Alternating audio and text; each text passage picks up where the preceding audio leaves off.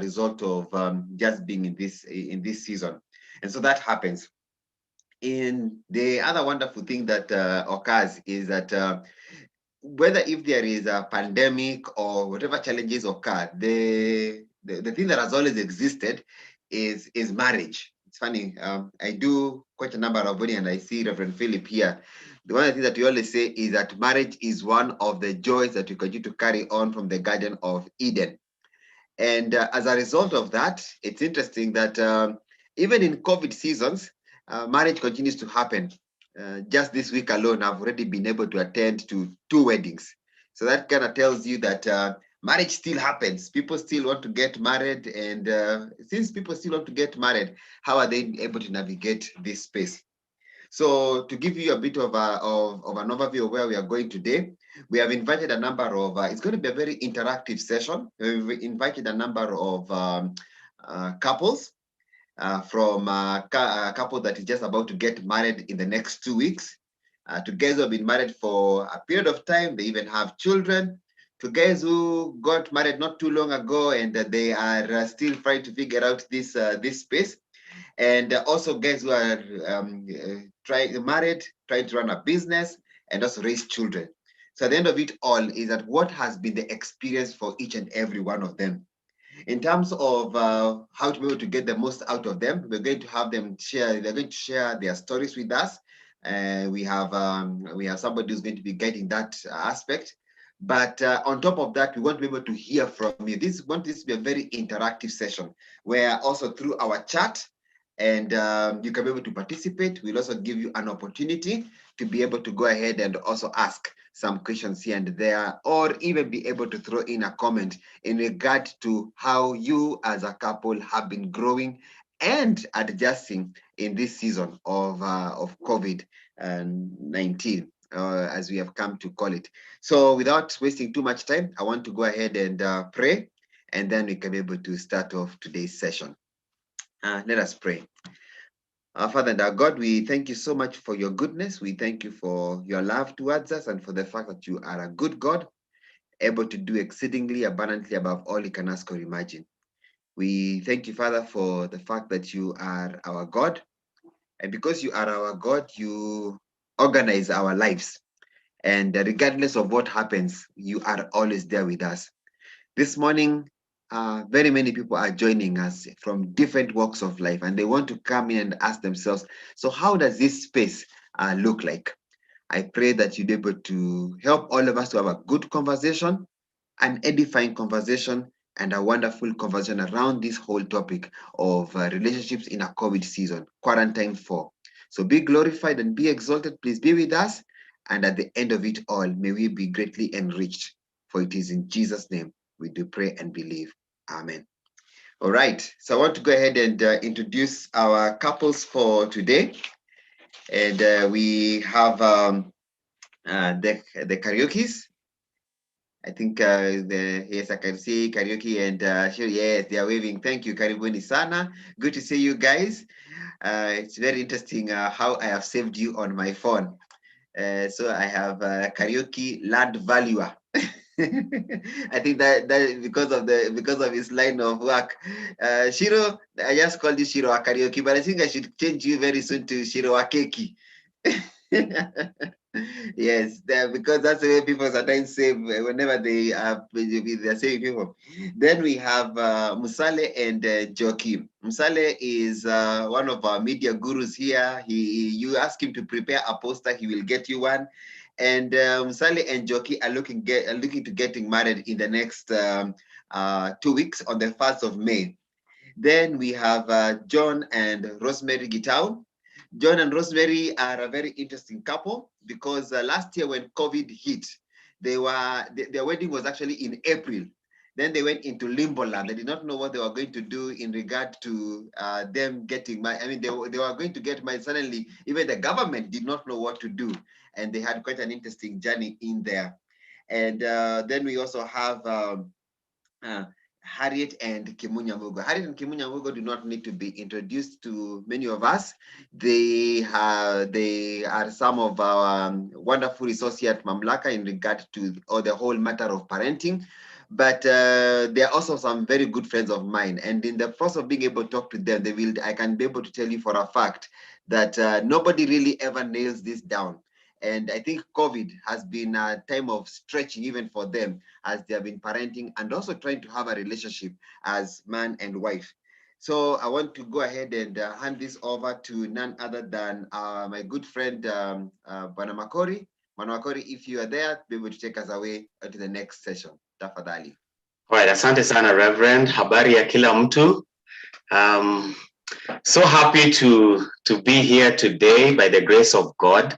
God has given us this opportunity to just learn of each other and encourage each other in this journey of marriage, because, you know, this marriage is an institution that God put in place and for his glory. I mean, there is no better institution to teach people about salvation apart from marriage. I mean, marriage is where you learn patience. Marriage is where you learn refraining from committing murder.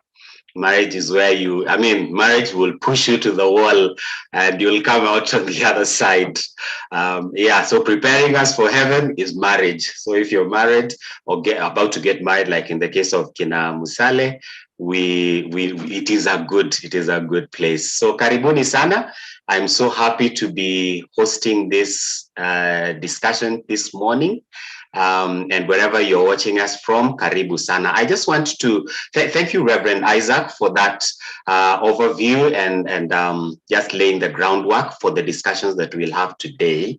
But I just want to reiterate a few things here. One is that, please, as we continue with discussions, if you have any question or comment, please post it on the chat if you're watching us, if you're following this discussion on Zoom, and also if you're following this discussion on YouTube, as I believe we are live also on YouTube. Please, on the comment section, just type in your question, type in your comment. We'll be able to sample them and post them to the different couples that will be sharing.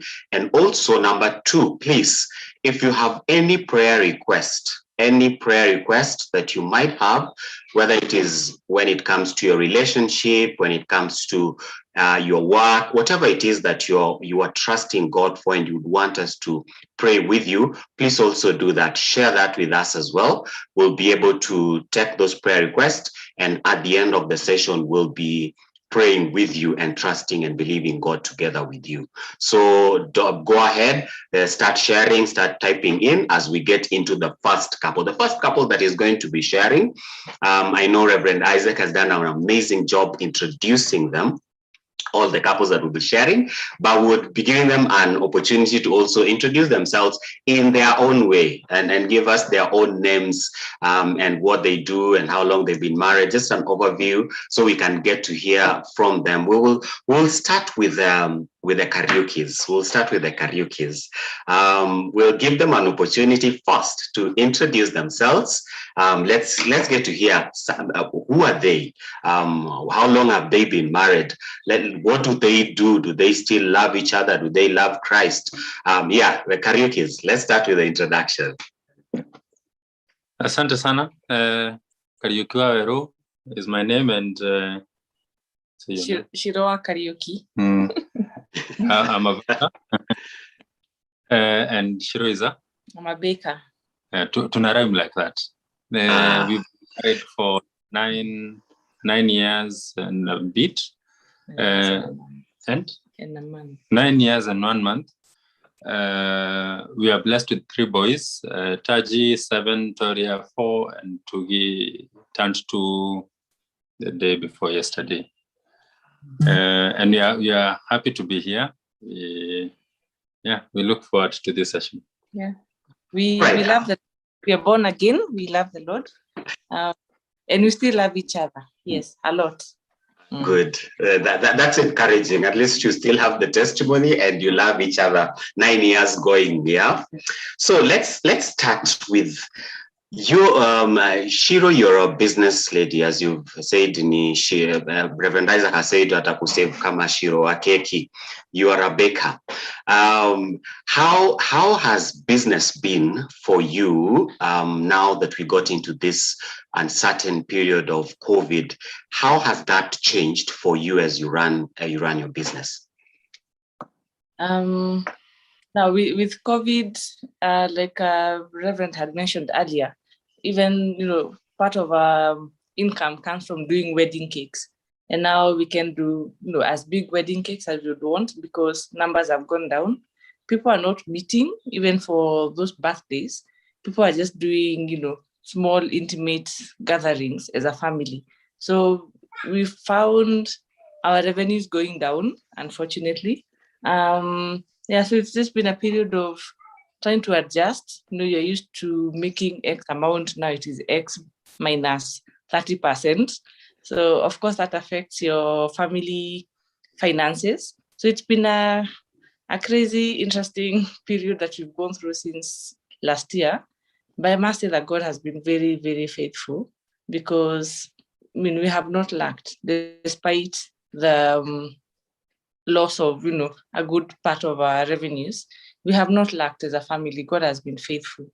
But it's been tough. It's been tough. We've had to have difficult conversations as a couple regarding money. And we tuko pamoja bado hatujaachana because of you're still going strong. You're going strong, yeah. I think the hardest was when she needed to refund some money for wedding cake. Yes, because so there was this wedding that they reduced numbers greatly just recently, by the way. So when the government said you can only do 30 people for a wedding, so I'd already booked a wedding cake for 150 people. So now reducing from 150 to 30, that also means the number of cake, shrinks by a big chunk, and the money shrinks. And since I'd already paid deposit, I had to refund some money. So that was really very painful. Over and above that, I also refunded another client. I also train. So I had to refund a student who booked a class. I refunded her school fees. It was quite painful. And you've mentioned that you've had to have serious conversation. I'd want to throw this to Kariuki. The adjustments that you've had to make due to this loss of revenue that comes to the treasury of the family, so to speak. So what are some of these conversations that you've had to make, and what adjustments have come out of these conversations? I think one major conversation, as she has mentioned, was the fact that yes, she has a contract to provide a certain quantity of cake with a certain amount of money, but there's also the Christian part of us that will say, I understand that yes, you are bound by a contract that we should not refund, but it's, on a humanitarian ground, we need to refund, not because we have a lot of money, but because I think that is the Christian thing to do. It's also the right thing to do as a business person because of tomorrow. So that conversation about refunding money was tough. We have also had to reduce on our movement. Okay, fortunately, I'm able to work from home. So that has also reduced on the amount of money that I spend on fuel and also lunch. But I think for the conversation is mostly about, how are you able to shrink our expenses and still have a quality life. Yeah. All right. Shiro, anything you'd like to add on that? No, like he's mentioned, just trying to be very cautious of our expenditure because it's quite uncertain. We're used to a specific amount of money every month. Now we're not too sure of that amount. So this month could be, high, next month could be low. So trying to even just work around managing on his salary alone, assuming that nothing comes from my business. So we've tried to reorganize the way we do our expenditure, depending on the most necessary things, so that we don't find ourselves in a situation where there's a project we need to do and there's no money. So difficult conversations of, do you really need to get this now? Yes, we have all this list of things that require money, but what is the priority? What is most important? So that's an ongoing conversation that we keep having, readjusting and trying to see how best we can, use the resources that God has given us. Yeah. All right. And you see, of course, these conversations and these strenuous times bring a lot of pressure, especially to your relationship as man and wife, and also even as you relate with your children. What are some of these pressures that you've had to go through, or even just discussions around your relationship? Has it made you better together? Has it brought a strain in your relationship? How has your relationship adjusted to the new normal? I think I would start. Last year, the first lockdown was difficult. Let me give a bit of background. I'm a valuer, so I travel a lot across the country doing valuations. So I'm used to being home like 2 weeks and 2 weeks away. So there's always this feeling of I'm a visitor at home, and then I go, and then I'm a visitor again. But now with lockdown, I have to be home.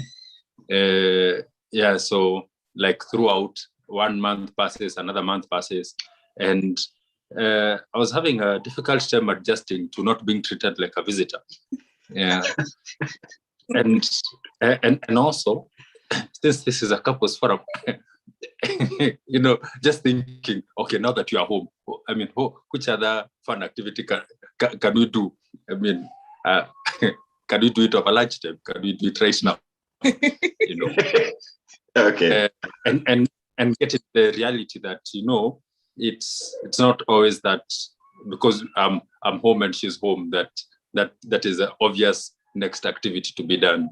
Yeah, but I think this lockdown is easier because now I have some experience from last year. All right. Sure.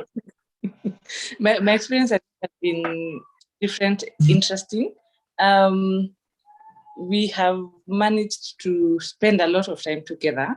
So with spending a lot of time together, you tend to fight a lot. You also tend to reconcile. So I think we've managed to have conversations heated conversations about various things, parenting, about money, about sex life, about whatever, name it. But we've also grown in terms of how we fight. We have become closer. We become closer even to our children, because I mean, there's a lot of time here. We are home most of the time together. So I think our marriage as a whole has been greatly enriched through this season. We've managed to even just take walks around the estate with the kids, do stuff together. It's been a blessing, I must say, despite all the challenges of the hiccups. It's been a blessing for us as a family. Yeah. Right. And we're coming to a close, but I just want to remind guys, please, if you have any question, please chat it out on our chat room. And if you have any prayer request, please post it. Those who are joining us, karibuni sana. And we're having a discussion with Karaoke and Shiro Waweru, right? I got it right? Karaoke. Yes. And Shiro. Karaoke Sawa.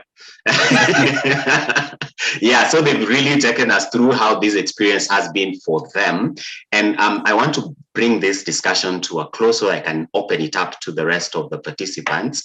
If you have any question, anything, any comment, or something to add as far as this experience has been for you before we can move on to the next couple. But the last thing I'd want us to highlight the karaoke is this.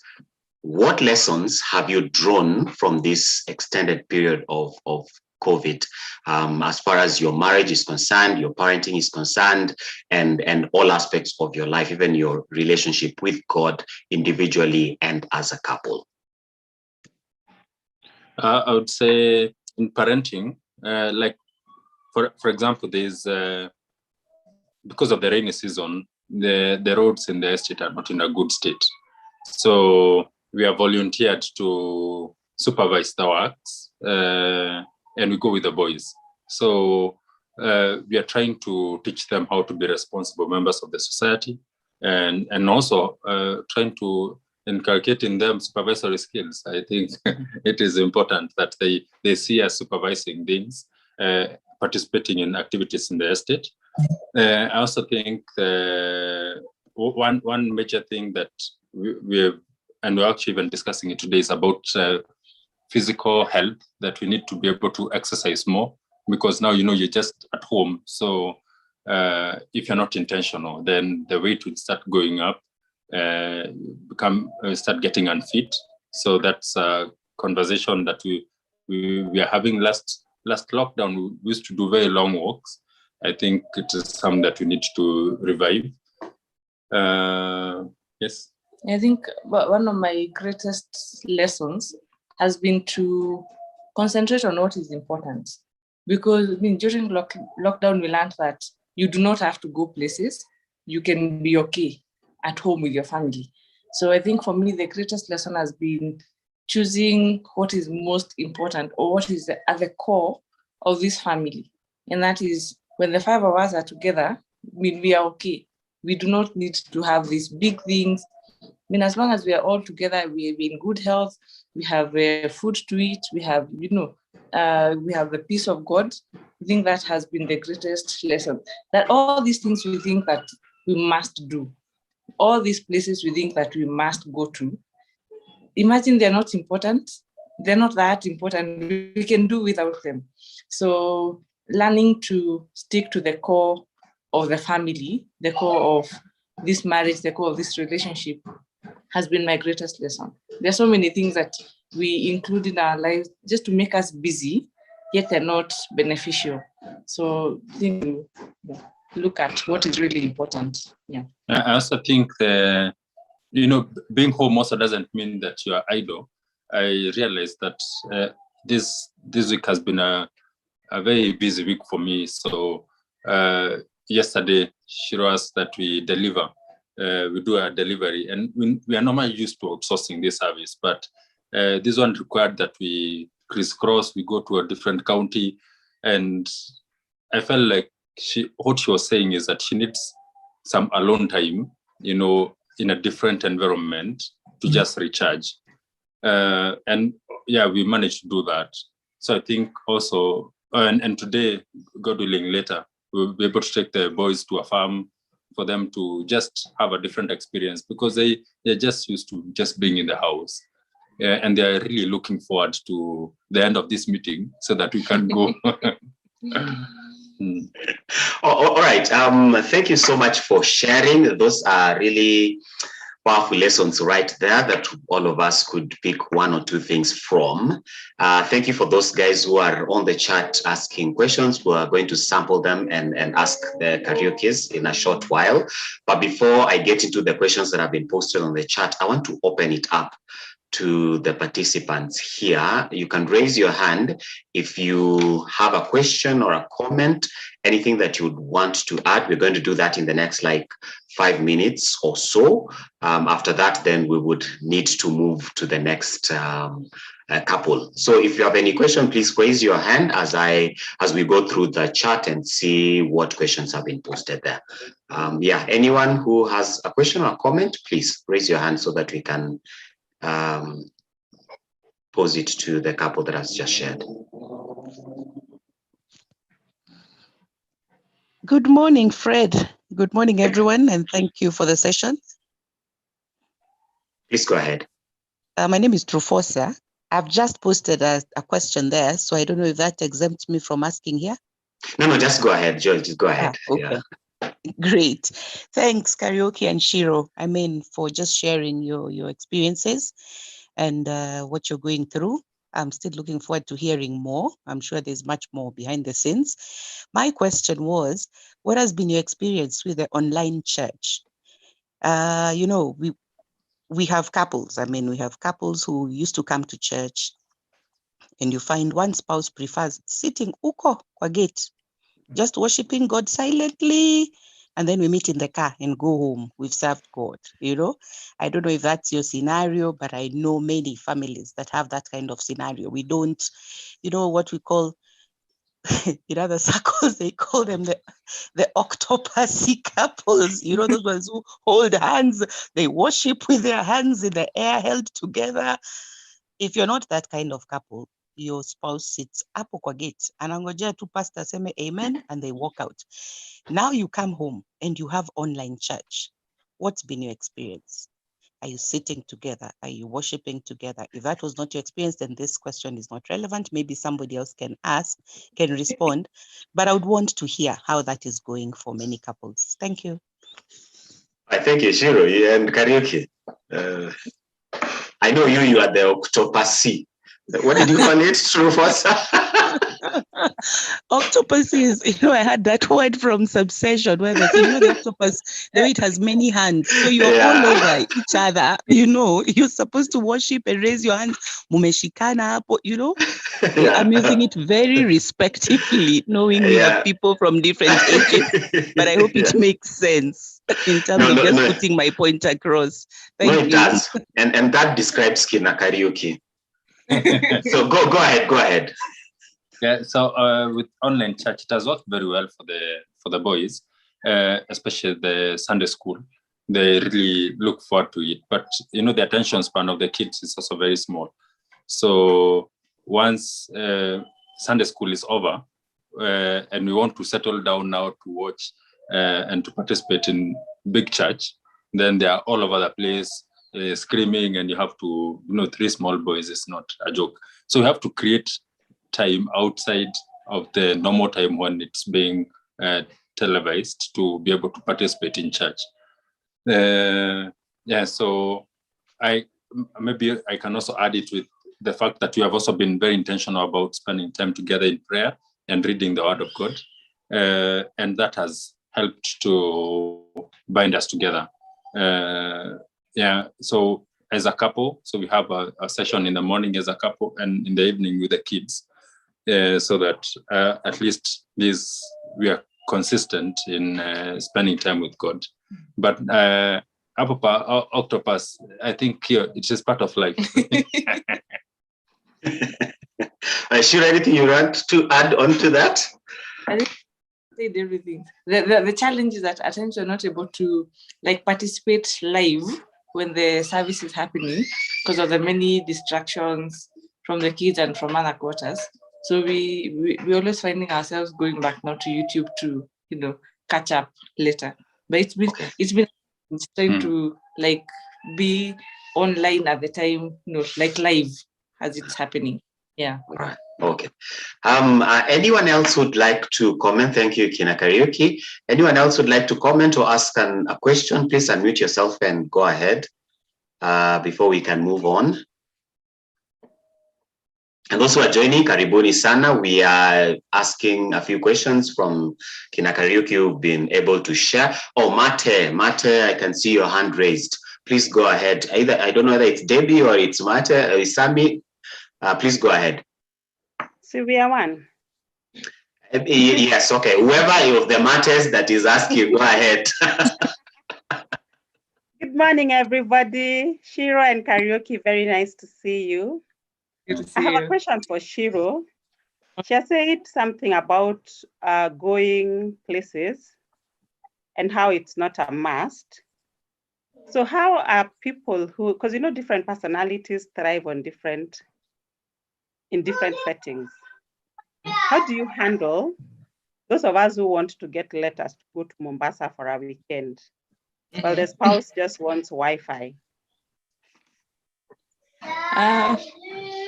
It's interesting. I am that spouse that is an introvert. I am comfortable just being home, not doing anything. As in, give me internet, give me food, give me.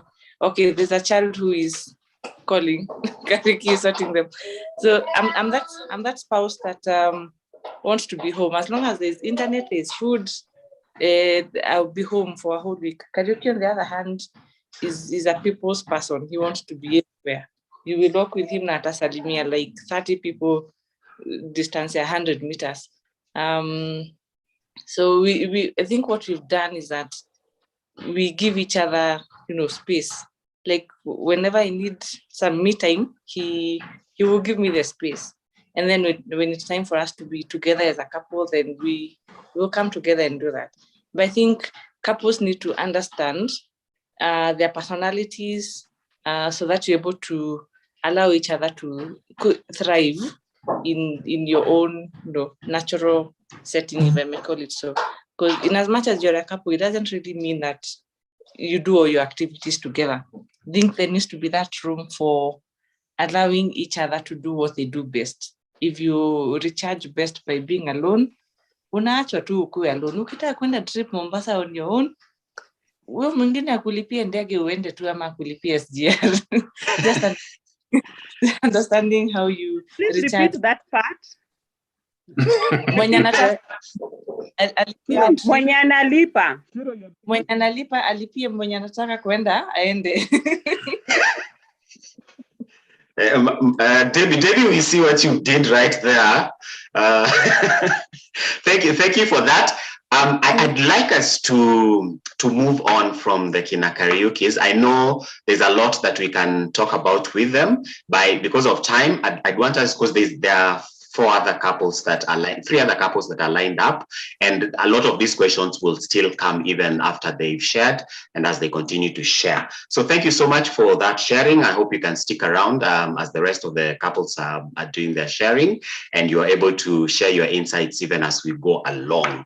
I'd want us to remind guys that we are live on YouTube. So those ones who are saying that we are full on the chat room in Zoom, please proceed to YouTube. You would catch these discussions right there. We are live on YouTube.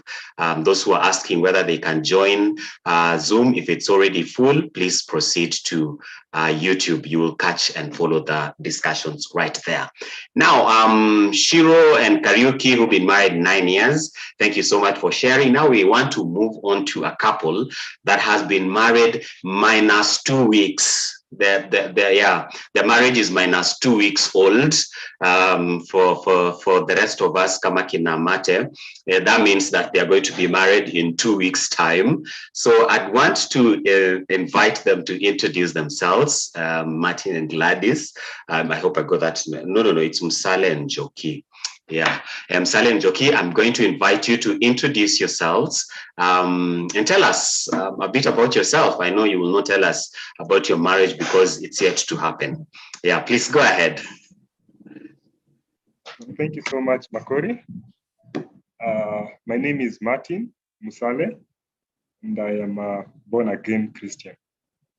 Gladys Njoki, born-again Christian as well, yeah. So I'm a professional graphic designer and a videographer. And I met this lady 6 years ago. 6 years? Mm-hmm. Yeah, 6 years ago in campus. And we've been dating for the past 3 years. And we feel it's time now to move on to the next stage in this relationship. All right. So you've literally decided that reggae will not stop. I mean, whatever happens, you two are going to get married, whether they close it or they don't. You've decided that you're going to get married. But before we get to your wedding plans, let's talk a bit about your dating. How has dating been for you, your courtship, let me use that word, in this restaurant closed season, and I don't know where you've been meeting. I mean, how has that relationship building been for you too? Yeah, so it's been an interesting season, especially with the restaurants closed. That means you can't have random coffee dates. You can't plan to meet in restaurants. And so we've been forced to be creative. So having online dates and looking for games that you can play online, dressing up for those online dates. So it's been interesting in terms of getting creative. But also, at least the parks are still there. So there are some parks you can still access. And so meaning our dates have been more, I don't know what words to use, but there's no noise around. You're able to meet even for prayer dates in parks. And so that has been quite interesting. At the same time, I'd also say it has saved us money. Money we usually spend on dates is being saved. So it has had its benefits as well. Oh, that's nice. Being creative. I'd be interested to know how do you go about this creativity? Ama Musale has got that covered with this creative side. Thank you. You know me too well.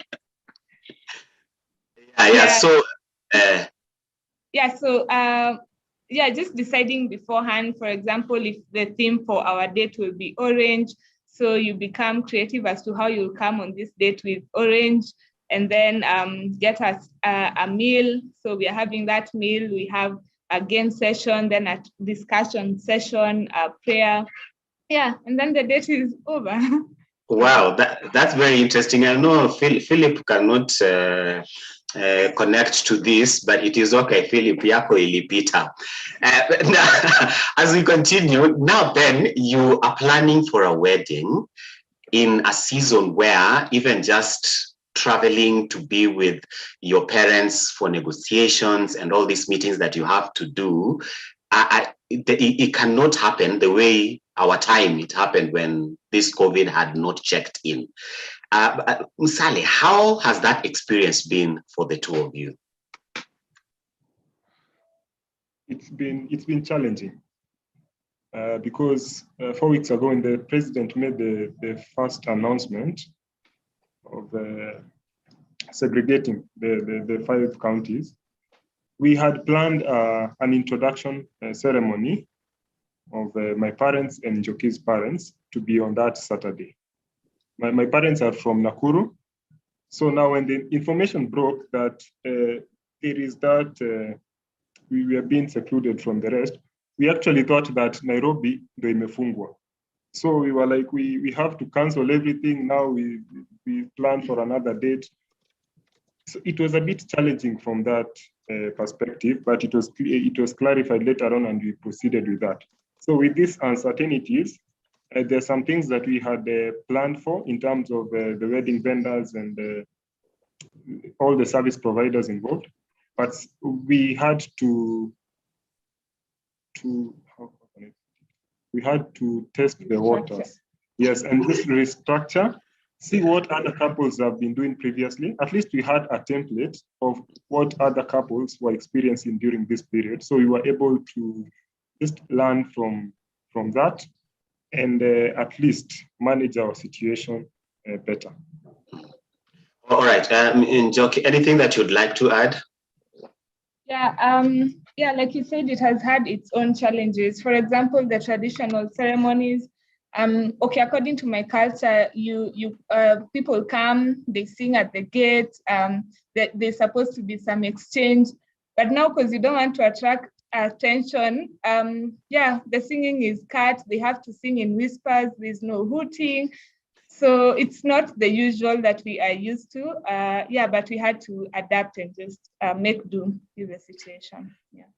I know there are many of us who went through that experience and they're thinking, I wish it happened during my time. I mean, the experience was not very, very good. But anyway, that is part of our cultures. Now, you're planning for a wedding and in 2 weeks, what adjustments have you had to make towards the planning of the wedding and the expectations that are coming in your wedding? From parents, from friends, what adjustments have you had to put in place? Okay, so when we started planning, actually we started planning last year, at the beginning of last year. We had a wedding list of 600 people plus. That is excluding our friends. So that is family, friends of my mom, friends of the friends of my mom, and so on and so forth. So as time moved on and we approached the COVID period, we were like, we still want the 600, but we have to tone it down to something like 500. So for the longest time possible, we were working with that 500 people figure. But now we had to tone it down further to around 150 and down to 30 people now. Wow. So having to decide who is coming, who is not coming, that is one of the adjustments that we had to make during this period. And it's honestly not an easy one. People say that COVID weddings are good because you get to have small numbers. That's a good thing, but still there are those guys who we really wanted to be part of this day. We we've always desired to have them to be part of our celebration, but now we have to tell them, by the way, you won't be part of this period, this season. You won't come to join us in our celebration because of this and this and this. Some are understanding, some are, I wish I would have been part of the party, but yeah. So that's just one of the adjustments that we are undertaking. All right, and Jock, even as you add on to that, you've had to postpone this wedding a couple of times because of these disruptions that COVID has brought about. Add to what Msale said, and also just share based on that experience. How was it for you, even as you kept postponing? Yeah, so like you said, adjustments have come, and we've had to adjust on a lot of things, even including the budget and all financially. So it has not been easy. For me, I'd also say it has not been easy. Of course, there are people with really, we would have loved, they could be part of us, the wedding, the traditional ceremonies, but it's now not possible because of the numbers. And then also there's that adjustment of, for example, when trying to raise support for the wedding. So you've raised support at the beginning of the year for a wedding of 600 packs. That's your budget. And then now it has been reduced and you're not sure if you're supposed to give change to those who had redeemed their pledges or given you their support. So just trying to adjust to that and figuring out how do you handle this wisely without leaving people with perceptions about your planning. And then also just the aspect of time and the frustration of you had planned for November is coming close, and then now you have to adjust. So that aspect has not been easy. Yeah. All right. And as we come to a close on your story here, what are some of the lessons that you've picked as you are going about this issue, as far as your relationship is concerned, your relationship with God is concerned, and just all around you? What are some of these lessons that you could share that you picked along the way? So personally, I can say one of the greatest lessons that I've learned is that God is in control. God knows that this period would have happened. He knew that the COVID pandemic would affect us in this way. So he is still in control, and we have seen him through the entire period. So from the planning phase, the meetings of the parents to the committee sessions, we've had to be a bit creative with those sessions, meeting at least twice a week. One of those meetings just being a prayer meeting, just to dedicate the journey that you are going to start before God. And I believe that's the greatest lesson that we have learned during this period. Okay. And any other lessons, Njoki? Like Martin said, trusting God. And I think it has also drawn us closer to God in terms of praying and just committing our plans to God. Because otherwise, maybe if we were running with things and we are seeing them working out, we'd think, it's us, it's all us. We got our plans right, but now we are left to entirely trust in God and to keep praying about all things. So I think it has drawn us closer to God in terms of praying. And like he said, the Zoom meeting sessions that would have otherwise not been happening, the prayer meetings, and then also just relying on God for his peace, that whatever happens, regardless of the speech the president might give, that God is granting us peace through it all. That is what I'd say. Right. Thank you so much for sharing your journey as you went through planning for your wedding in the midst of COVID-19, and the lessons that you've learned therein. Thank you so much, Musale and Joki there. I'd open this up to the participants on Zoom. If there is anyone, I'd want to give to only two. So if there are anyone there, please unmute yourself and go ahead. Anyone who would like to add something or ask a question, we'd like to move to the next couple. Anyone else in the... Oh, good. Looks like no one else. Good. Is anyone? I hear somebody unmuting. I'd be very curious, Jackie, how you dealing with the fact that is there a honeymoon coming up? Yeah, right now we have no honeymoon plans because the plans we had made were outside the zone. Yeah, and we can't also make payments, for example, to reserve a place because you do not know if tomorrow that place will again be out of the zone, and then no honeymoon plan. So we are really waiting for that last minute to make any honeymoon plans. Yeah. All right, cool. Any more questions? Anyone else with a question before we move to the next couple? Good, thank you. Thank you, Msale and Joki, for sharing your journey and the challenges that you've had to go through as you planned for your wedding in the midst of COVID-19. Yeah, we wish you all the best in your wedding as it comes up. Sad that we can't come and eat rice and cake, but yeah, tutakula tu kwa macho. From afar. Yeah, but we wish you well. May God go with you and do you well, even as you tie the knot in 2 weeks' time. Thank you. All right, cool. Now, we have to move on to the next couple. We told you guys there's an amazing lineup of couples with different experiences that are going to share with us today. I hope we are picking lessons here and there. We are learning from each other. And in case you have any prayer request, let me remind us, for those who are just joining us, please post it. For those who are on Zoom, post your prayer request on the chat. Just chat it up, we'll pick it out. And those who are watching and following on YouTube, at the comment section, please just type in your prayer request and we will be able to pick them up. At the end of the session, we will want to pray with you and just believe God together with you. The next couple I want to bring on has years of experience in marriage. They've been married a couple of years. I don't want to preempt that.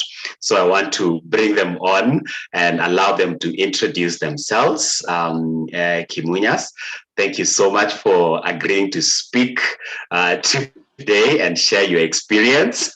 So I don't want to preempt anything. I would allow you to briefly introduce yourselves. Good morning, everyone. Yes, here we are the Kimunyas. I'm the Kimunya, and part of my clan is Harriet. And together we have 4 wonderful children. And for some reason, somebody has decided to just call me now.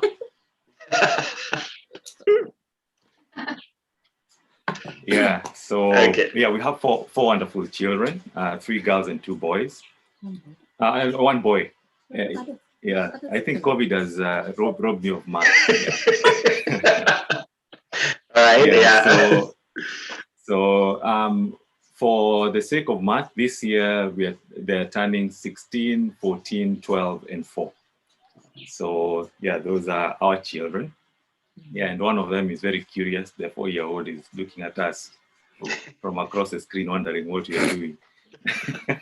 Yeah, so that's us. We've been married for 17 years. Yeah, got married back way in 2004, February 28th. We are not sharing this date in vain. Feel free to remember us on that day. Well, do you want us to run an M-Pesa number till number, you know? Yeah. All right. Cool. So in this season of COVID, I'd like you to share how this experience has been for you in the past 2 years, especially in your parenting and raising up the children. Now that you've been lumped together, you see, you have you said you have a 16-year-old, a 14-year-old, a 12-year-old, and a 4-year-old. All this, I mean, there are different stages of their growth curve and the different needs that they have as far as parenting is concerned. How has that been for you as a couple? Excuse me, sorry. That's been interesting. And here the range is there, right? What do you do with a 16-year-old and a 4-year-old when you're the same parents? Yeah. But it's been interesting. It's been a self-discovery in a sense. But we are homeschooling parents, so we are naturally in each other's presence a lot. So the challenge is that, you know, a parent whose child is in boarding school or in a conventional school experiences might not be what we experience on a daily basis. But having said that, you know, you have a teen who suddenly cannot go out to meet their friends, cannot go out to play, you know, is feeling restricted in what they can do. And so there are many other things that come with that. I want to close myself in my room. I don't want to see you. I just want to see myself, you know. So how did we come into that space? One is my clever husband decided he and I will only be cooking on Sundays. The children will run the house. What that did was, I think it opened up a creativity in a way, because now you had to plan, you had to do what else? Sometimes you go out and buy whatever it is you're cooking. So there was no time to be depressed, because the demand from us was we need the food on the table at a certain time. We'll be sitting there and waiting. We've seen that cut down on redundant time, because in a day, somebody has to be making a meal. Somebody also has to be cleaning. Somebody has to be doing something. Then we also had them go out into the neighborhood, pick out, we have a widower who's about 78 years old, and they took him on as a project. So every other day or twice a week, go in there and check up on him, sit down with him. Our demand was sit with him for 30 minutes, but he would keep them there for about 3 hours. So in those 3 hours, what are you doing? He's taught them history of this country like you'll never find in any book anywhere. So we've found ways of keeping them busy in that way. But we've also played lots of games, gotten to discover who has the potential to do what? To play the system. To play the system, yes. Okay. And so are there instances where you felt the pressure? Because at this point, they're there. Yes, you've been homeschooling before, but I also understand that even the homeschooling then at that point, pre-COVID, is not necessarily the same as now in the thick of things with COVID, where now you have to do your work at home, then you have to still parent at home. There are a lot of adjustments that have really had to happen. Are there instances where the pressure was there for you, Kimunya? I'd like to hear from you, especially. Yeah, I think the pressure was there. Incidentally, I actually have been working from home since 2014, 2015.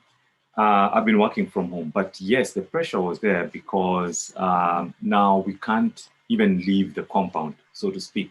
So we are all confined within the compound. The 4-year-old wants to go and play in the field. We have a common field. She can't go there. So she's always popping into to my Zoom meetings and all. So yes, the reality was there. And, I was watching a video yesterday where, I know some of you understand what I mean by that. You're signaling to the child, can you get out of here? And since I do coaching, which is a very intense process, that sometimes would throw me off. And sometimes a client would pick up on that. And it would be very embarrassing. So it's also getting comfortable knowing that it's okay, we're at home, and helping the client also understand or appreciate that a face might pop in. And the interesting thing is that once I relaxed and she would pop in, the other side, they would light up seeing this young girl and all. And we became human beings again with my clients. So yes, the pressure was real. But again, on the converse, is that pressure also now helped me rethink our environment where we, our compound where we stay. So if you come home now, we can sit in the backyard. We're going to enjoy ourselves. We have 16 species of birds that are visiting us now. So I did that during the COVID season. I've been the gardener. So I've been trimming the grass, the hedges and all. So so there's also that aspect of that pressure of providing an environment where they can also go outside and enjoy, but not necessarily risk or expose themselves. All right. Any addition to that? It's been change, but a different kind of change. I think initially our little one popping into his meetings was absolutely stressful because she came in whatever state. If she was heading to the bathroom, she would first pop in with, whatever state she was in. And so I was trying so hard to protect his space, his time with his clients. But then I didn't really know how to be very honest. But in the end, I think we figured it out. Yeah. Okay. Yeah, and there's this unspoken expectation whereby that since you're here, why don't you still, like I'm here, I'm here, but not here. You know what I mean? I mean, I'm here, but I'm at work. If I were away, this would be work time. But now you're present, you're here. I need this thing from the roof to take it down. Could you please come and take it out for me? But I'm not here. I mean, I'm at work. How have you had to navigate through that conundrum, so to speak? I'm laughing because we have Exhibit A here. Yes. And I think that also boils down to our personalities. Harriet is, she's introverted, yes, but she's also very spontaneous. Now, I'm extroverted, but Panga. Yes. So I pangaed my time, and then she's telling me that gas is finished. I'm like, okay, that's good to know, but really now? Yeah, because you see, by the way, I've pangaed myself. She even has my calendar, so she knows when I have meetings and all. She has it. It's on her iPad. So all she needed to do was check, what is this guy doing at this time before he comes and pops that question. But she didn't. And by the way, the iPad is next to her. It's here. It's not far. But I think for me, initially it was irritating and annoying. But then I realized that the way she actually does or thinks or processes her thinking is very different from mine. And then now we actually got to, again, revisit that question of our personalities and now figure it out again. So how do we respond? How do we work together so that, again, I'm not pushing her away and she's not irritating me and vice versa. And actually, to that extent, we got an opportunity to do a personality assessment, and we did for the whole family a beautiful, beautiful personality assessment in color. And it was such an aha moment. This is why this child behaves like this. It's not that he's rebellious. It's just that processes and details are pulling teeth for him. So it also helped us now understand how we can grow each other and encourage each other. Yeah. Okay, but why do you do that? I mean, my wife does that all the time. I'd like to hear from Harriet as well. Watch our sermon. Watch our sermon. This is a question you need to throw to all the women here. First, there's no ill intention. There's no malice. There's no malice behind it. As you said, it's a spontaneous, action. You're here, gas is finished. Can we go get gas, please? But something interesting that happened was our kitchen is relatively small. And we've been married 17 years.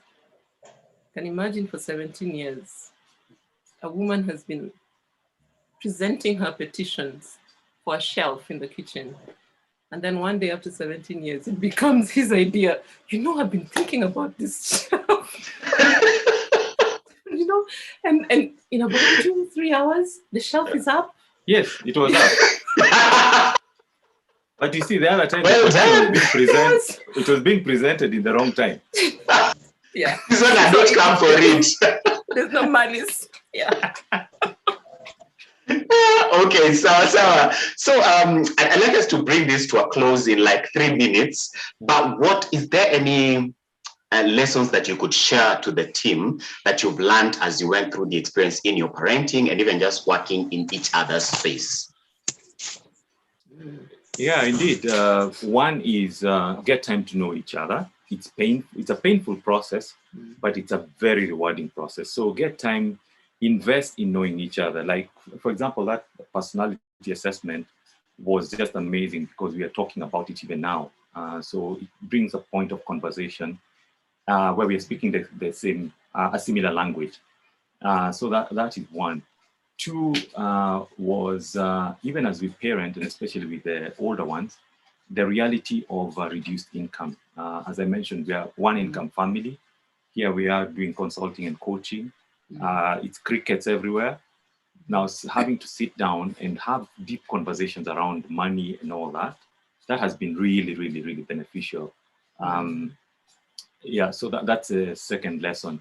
I think the third lesson is that God is always there. We worry a lot. We've had sleepless nights. We're not going to. Yeah, I watched grow, from stress. But what God has consistently shown us is He is there. There are some times that we would worry that what are we going to do next week because there's no work, and a friend just rocks up and announced, and just said, I was near in the neighborhood. I thought of you guys. And comes in with shopping for like 2 weeks that we did not even anticipate. That's God's provision. We've been going to a Mama Mboga for the last 14 years.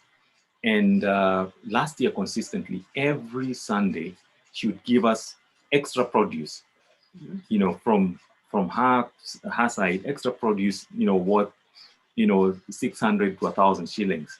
And from that, we've been able to do, things that we would have bought if you had the money, apple pies and apple cider vinegar. And, so we are learning that we actually can do a lot from home and we don't necessarily need to go out. So, yeah, so I think those are some of the lessons that we've learned. And then the other one is that our children are precious. And if we are present and there for them, supporting them, that they are also invested in having wonderful relationships with us. I think that has been the biggest lesson for us. All right. Thank you so much. Harriet, anyone last in like 30 seconds? 30 seconds. I think being honest with your children about what's happening, trying to bound them from the reality of what you're experiencing we've seen it work. So if there's no money, you just say there's no money. We're going to cook skuma wiki today. I know you wanted to make some chicken, but there's no chicken. You deal with the skuma wiki. So just being honest. Right.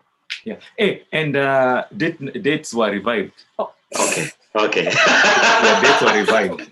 And when we don't go for a date, our children ask us, why haven't you gone for your date? Oh, wow. Okay. Yes. That is an important one. All right. Thank you so much for sharing. I'd like to open it up to the participants here at Zoom. I'd like to remind those who've joined us that we are live on YouTube. Anyone else who might not be able to join us, you can catch us live on YouTube. And also, if you have a question or a prayer request, please post it on the chat room and also on the feedback if you're watching us on YouTube. We would sample them and we would ask them as we go along. And at the end, we would pray over the needs that have been presented. Now, let me open it up. Any questions, any comments from the participants on Zoom? Addition, anything? This open the floor now. Or the chat room. Yeah. I wanted to make a comment. Kimuya, thanks you for the liberation. So recently, Alison has been on my case in regard to doing a small assignment. And the other day I did, and I felt like I'm the one who discovered the assignment. And it happened, she's been pleading for the longest time. I did it within an hour. And I felt so chuffed about myself. And I'm like, yeah.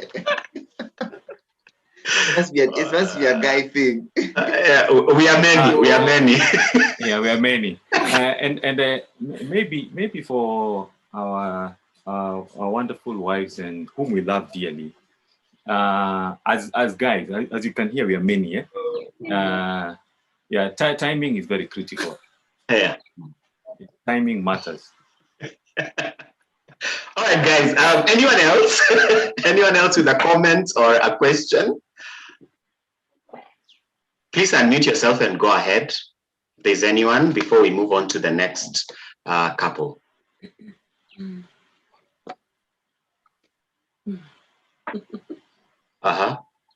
They say if you're silent long enough, somebody would just be uncomfortable with the silence and speak. So I'm going to be silent long enough. But yeah, so guys, anything for the Kimunyas?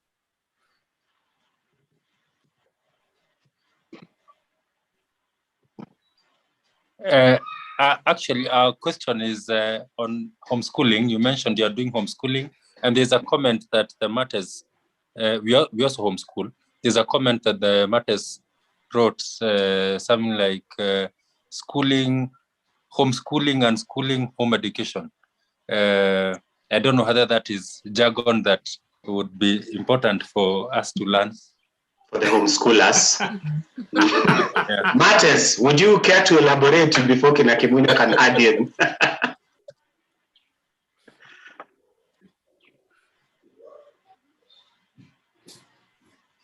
Matters? Yeah. So I'm sure the Kimunyas know this very well. That one of the things that you discover when you go into homeschooling is that you don't know what homeschooling is. And you as a parent almost have to unlearn what you have learned over the breadth of your life, and so as to be effective. I just wanted to hear maybe what his comment would be, but that's what I meant by unschooling, almost unlearning what you've learned before, and then moving on to home education, because home education is slightly different from homeschooling. Yeah. Okay. I think that would be a longer discussion, but I want to actually extrapolate it in terms of when you're looking at it from a parenting perspective. And unlearning from a parenting perspective is there's a way that she was brought up, there's a way that I was brought up, and we're coming together to bring up our own children. So there's a lot of unlearning that she had to do, and a lot I had to do in relearning, and we're still learning. It's still a process. But I think it's a state of mind for us to be aware of, that unlearning happens every single day, because then we need to create something that works for us, not that work for our parents, or work for her parents.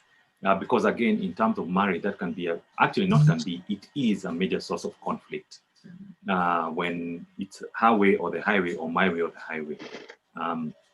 So I would extrapolate unschooling to even our own marriages. Yeah. All right. Cool. Thank you. We must now move on to the next couple. I know if there's anything that you want to ask. Sorry? Yeah, good. Good. So we'll move on to the next couple. The next couple that is going to share is none other than Rosie and John. We had earlier on from the Musale, not Musales yet, Musale and Joki, they're yet to be Musales. And now we want to hear from Rosie and John, who got married in the midst of this COVID manenos, and they're now in the marriage. We'd like to hear from them.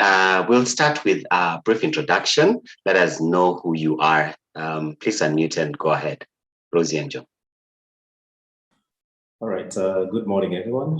My name is John, and known my wife for the last 5 years, and we got married in September last year. So it's been 7 months of marriage. Yeah. Morning, everyone. My name is Rosemary. They call me Rosie. I think you just said everything. 7 months of marriage so far. All right. So I'm interested to know your planning of the wedding prior to happening. What were your vision before COVID is coming in, but it has not come in? What was your vision as you planned for your wedding pre-COVID? Okay.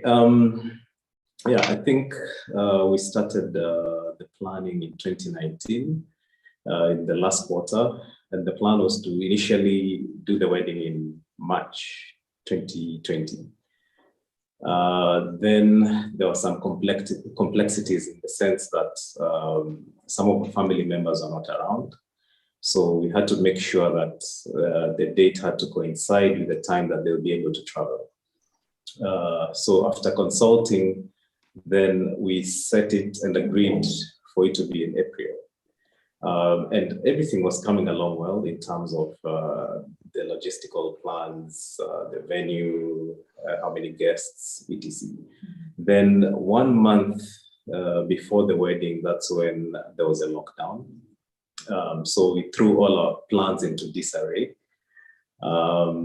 And we were still optimistic. So when Corona happened, we thought that this would just be a passing cloud. So maybe in 2 or 3 months, the country will be able to open up. So we postponed, but the idea was to postpone for at least 2 or 3 months. So we said, well, maybe by July, then things will have gone back to normalcy. But unfortunately, that was not the case. And even in our mind, we knew that in July it's going to happen. And we started negotiating with the service providers. Will you be available in July? What are the dates? And boy, we were so wrong. So when it got to June, we knew for sure that July is not going to happen. And at that particular time, so it meant that already we've postponed twice, because initially it was supposed to be in March, and then April, now it is indefinite.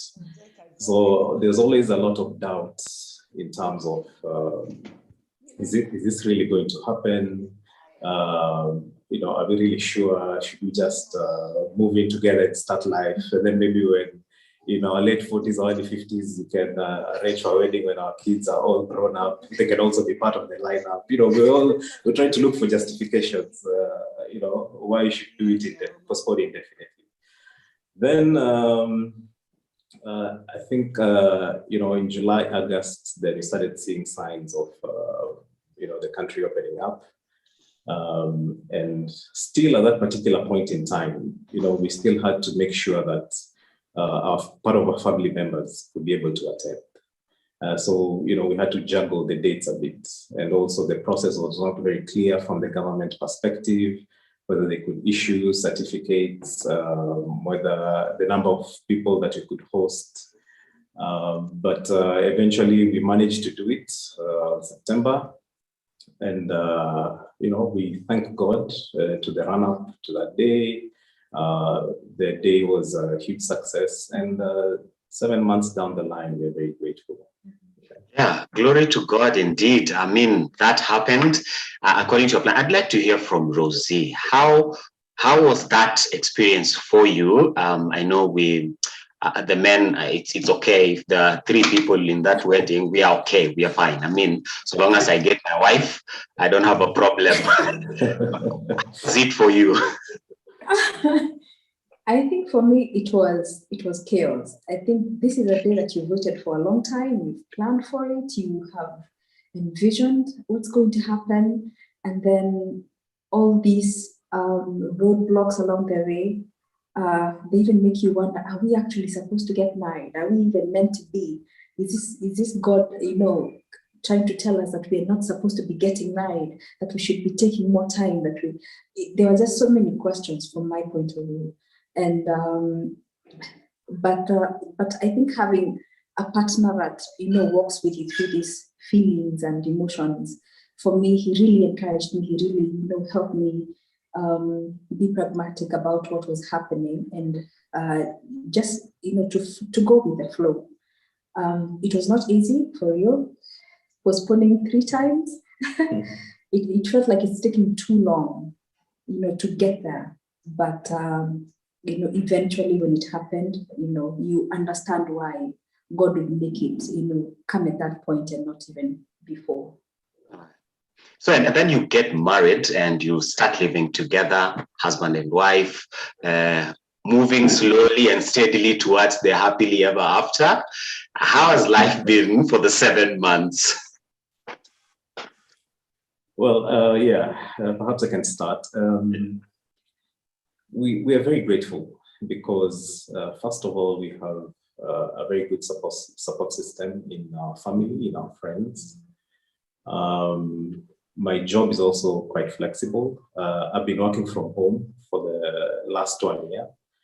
And I've always been saying it's a good thing because it's given me more time to be part of this marriage, to be actively involved, to grow, to get to understand my wife much more better. Because initially it was very hectic.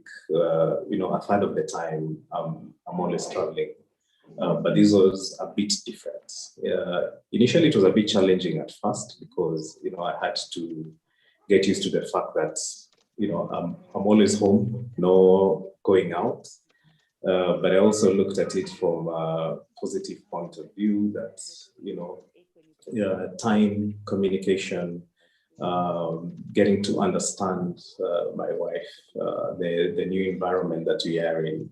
Then it gives us the right ingredients to grow and nurture our marriage. So for the last 7 months it's been good. It's been a lot of learning, adjusting, but at the end of it all we are very grateful.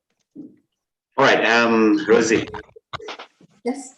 For me it was great. Finally, it just became quiet. After the wedding, it became quiet. No phone calls, no nothing. And it was just him and I. And like he said, the strong support system comes in handy because they check up on you, to find out how you're doing, how is it, how you faring on, is there anything that you need, is there anything you need to talk about. On top of that, being together in this period, I think it was very important in cementing, at least even, we've been married for 6 months, but cementing these first 6 months, it was very important to have him around and, get used to one another and quickly. I think that was an advantage for us. For him for him traveling less, it was also a good thing because at least that way he's safer. He's safer. But then at some point for me, it felt like, okay, he's here all the time. I think I expected him to go back, to go to work. I think that's how, go to work and then I'll have my me time during the day. And then now he's here. When I turn around, he's there. When I go this way, he's there. And I think for me that for a minute, I kept feeling like I need my space somehow. I just need to get out. But as you go along now, then you start realizing that you can actually be in the same space but still do your own thing. And I have my work to do, he has his work to do, and when he's on a break and when I'm on a break, then we can sit and talk or hang out. So it's been rolling out smoothly. All right. And I'm interested to know, as we want to bring this to a close, what has God taught you in the 7 months that you've been together on your relationship with each other and your relationship with him? What are some of those lessons that God has really taught you in these 7 months? Share the rest. Okay. My key ones are marriage it's about God. It's not about us. it's just like, we can call it a signpost that directs us to God. At times you may think, well, I need to be getting all this attention, it's all about me. But through, reading the Bible, reading books, that bring marriage into perspective, it has really helped us to understand that at the end of the day, our true compass is God. And it's about walking that journey in a way that pleases God. The other thing that we've learned is, and I've actually learned from my wife, is gratitude, being grateful even for the small things that we really take for granted. Bringing me this, making me breakfast, just checking up on me when I'm in meetings. Do you need anything? Do you want me to bring you something? I've learned not to take that for granted. And, it's really made a big difference for us. Of course, the other thing has been respect. We always perhaps understate it. But once there's respect, then you always focus on the other spouse. What are their needs? What are they thinking about? How has their day been? What kind of emotions are they going through? So it gives us time to reflect and talk to each other about some of these things. Right, I'm going to pause you right there. We'll come to conclude on the lessons that you've picked in this season. But before we come back to you, I know this period has come with its own challenges that we've had to endure as couples, as families. And one of us, Reverend Philip Maura, and his family went through a very trying period in not a very long time ago. I would like to invite him at this point, because he has to leave for another meeting in a short while, so that he can share with us how that has been for them, for him and his dear wife, Joanne. And then we will come back to conclude with Rosie and John. So Philip, karibu sana, bro. Okay, thank you. Thank you so much for my friend. It's like a tongue twister. And even greetings from Mamlaka Ruaka. I have seen a few of the guys from Mamlaka Ruaka representing in there. Greetings from Mamlaka Ruaka. I'm in my in our church office, and yes, I never imagined that I can, that I'll ever be able to share this. But before I do that, many greetings from my wife Joanne. She's doing well. She's in Nakuru, in our place, and she. There's an issue of network there, just kidogo, but I've just talked to her via phone, and she's doing well. She's managing well.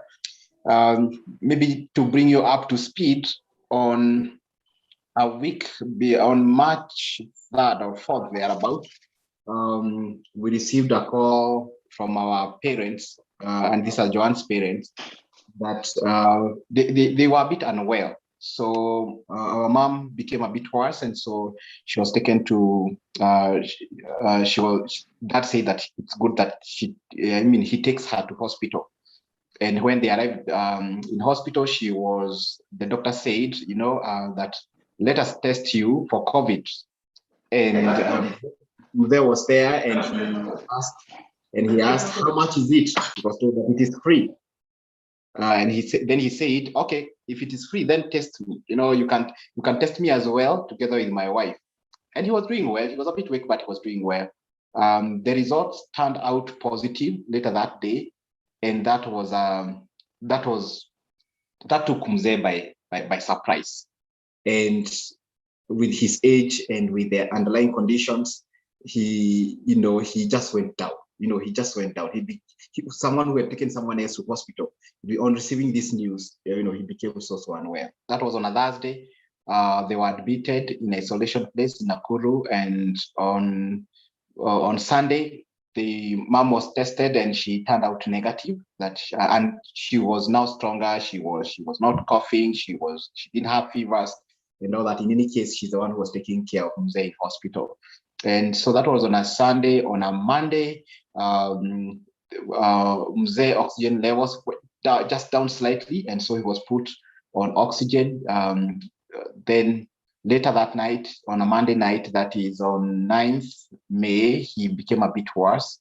But on Monday they tested again our mom, and she turned out negative. On Tuesday she was told that she can go home. She was discharged actually, but she said that she stays in hospital to take care of Mzee, who was getting worse by the day. On Wednesday, March 10th, he became worse and he needed an ICU facility, which we couldn't find in Nakuru. We couldn't find in Eldoret. Even Nairobi, most of the hospitals were full. We got a place though. We got a place.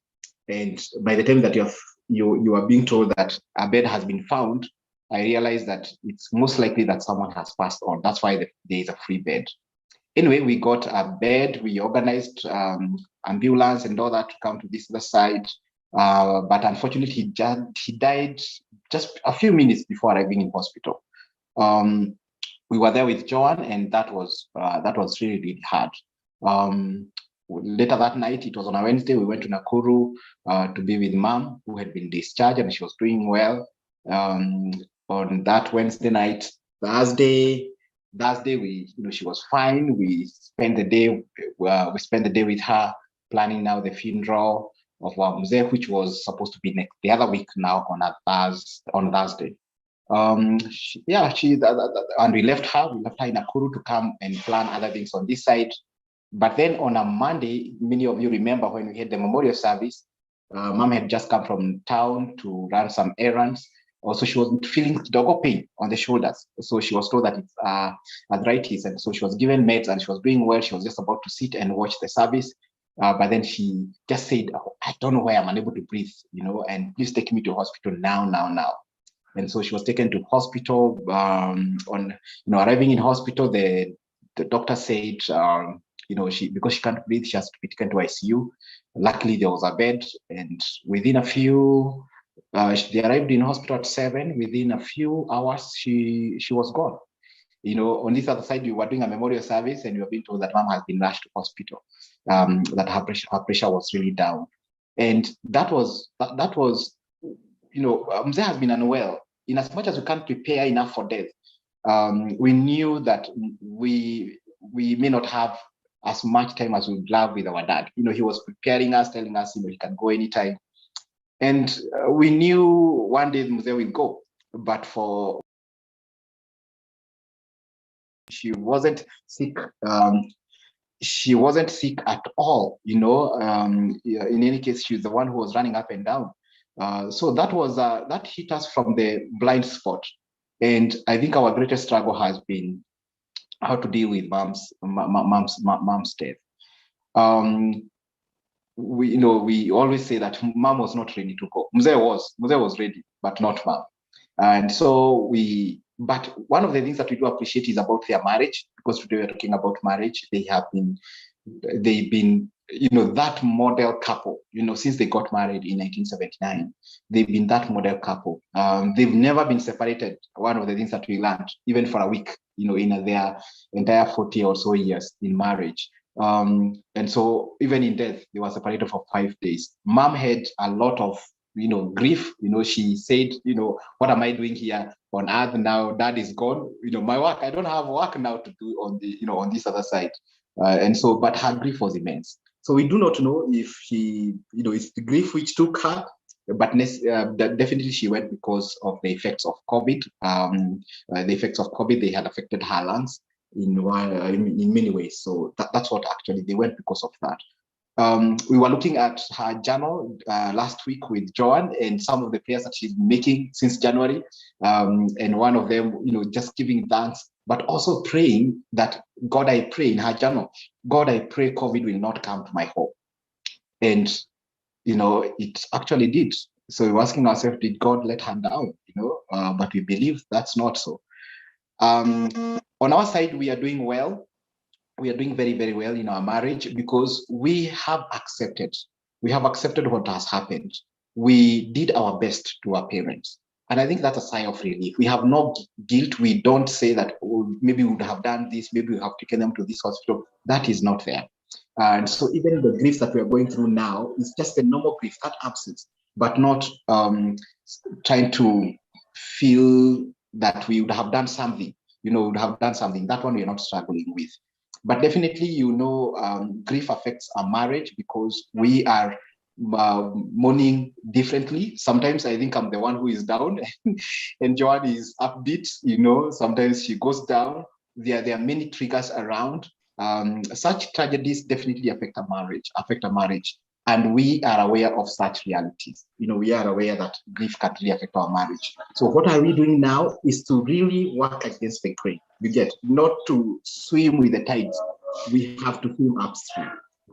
Trying to spend time together, definitely, because now the parents are not there. Joanne is in Nakuru. So I come to this side maybe on a Tuesday or a Wednesday. Then on Sunday, after service, even before the service ends, the car is on because I want to dash and spend time with my wife and my children in Nakuru. So that has been it. So that again is expensive, with the fuel. I'm the one who was feeling, gosh, let these fuel prices go down because they have a negative effect to our marriage, because driving all the way and coming back, and that can be a bit costly. So we have to do something extra and with such realities. What else has, the other thing that has been helpful is having people around us. During that time, many of you really came around to support us, spending time with us. I have seen like the Makut was there who opted to come and spend time with us. You do not know what that really means. Some of you organized where we are going to sleep. They said because at home there are many people, we are going to get you a hotel. And those simple gestures of love, they really, really, really meant a lot. We have never been recipient of such grace here again in my entire time in ministry. And so financial support, presence, guys left everything that they were doing. We were so many in Nakuru just to make sure that they are taking care of us. They are helping us in any other way possible. Even now, people still, you guys, many of you calling us, how are we doing? How are we keeping on? It has really been a source of great, great encouragement. The other thing, and finally, is that many people are looking at us and saying, oh gosh, I lost my dad, I lost my mom, but not both. So I'm encouraged, maybe I've been grieving and it's time to stop grieving. Also, even for us, there are situations that we are looking at and we are grateful. You get, we have had people losing some losing their parents, and then they have huge medical bills. They have to sell properties, and we are saying, God really spared us. We are hearing others, their parents dying when they are very, very young. At least for us, when Joanne is the last born, and she's in her 30s, and others parents are leaving their children who are very, very young. So we also, even for us, we are looking around and seeing, actually, God has not deserted us. God is with us. God is with us indeed. And so those are some of the things. So allow me to appreciate many of you guys, all of you guys who have been keeping in touch. The PMCC groups, Fred, you are in such a group. Many of you here, Akina Charles, Akina whoever, Akina Karaoke, Akina Karis, they spent time with us. They spent time with us. Even after the funeral, they hung around. I don't even know where they slept, just hanging around with us. And I think that's one of the things that I've learned about grief. It has changed the course of our ministry. Sometimes we go for a funeral, then we go. And actually people need you, but they do not know that they need you. So you have learned a lot and you're encouraged, but we are doing well in our marriage. Joanne, I've just talked to Joanne and she said that we are doing well. We are doing well. We know the pitfalls to avoid. We know when how to support each other. Those things we are aware of. So I can't say that we are paralyzed. We are not moving forward, that we have not accepted. We have done all those things. Now it's dealing with the absence, and we are missing our parents. What can you do? Continue praying for us, because sometimes it's not easy to pray, especially when there are triggers. Yesterday, I was in town and I just had an ambulance in town, and I just remembered that 10th March when we lost our dad, and I was kind of paralyzed. So pray for us. Continue praying for us. That's all that you can do at the moment. But thank you so much, guys, and God bless you. All right, thank you, Philip, for sharing. Indeed, it's never easy to go through such an experience. Condolences, and we will still continue to pray with you. We will still continue to be there for you guys as much as God will enable us to. And all of us who participated in one way or another, I want to reiterate what Maura said. Asante sana, and God reward each one of you in excess of your sacrifice, because he is the only one who can be able to repay your kindness. I mean, even if Kina Mwaura were to list down every person who was there for them and started to, like, let's pay them, they can't be able to do that. So we'll just leave it to God to really reward each one of you. Thank you for sharing. I know somebody in here has been encouraged, and I don't know if there is anyone else. I know we are running behind time, but before we go back and conclude with Kina Rosie and John, I'd like to open it up to any couple in here who would also like to share their experience of loss within this period, whether it's due to COVID or whatever else, but it has happened within this season of COVID. If there is anyone, you can share briefly before we can go and conclude with Rosie and come and go to the final part of this discussion today. If there's any couple would like to share their experience with loss during this season of COVID, whether it's due to COVID or otherwise, but it happened during this season. I'll open it up. Just unmute yourself and go if there's any who would like to share.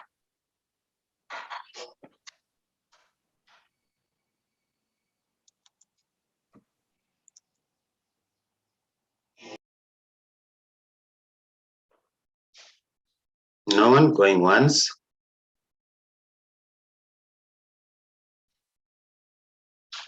Anyone? No one?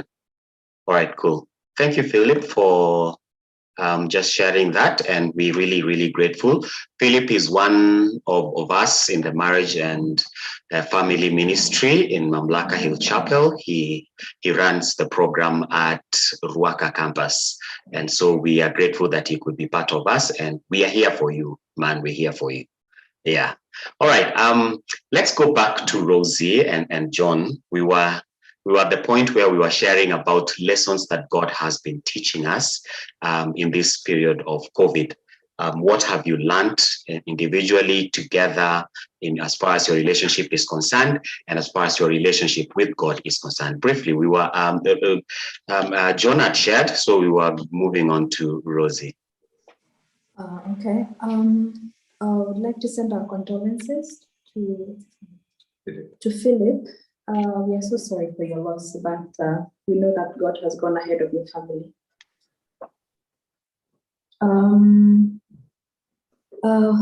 To add on to what John was talking about with the challenges, I think at a time when now we have another lockdown, we are not able to see our parents. We are not able to sit and talk and glean from them. But although we do call one another and all that, I think their physical presence was very important. On top of that,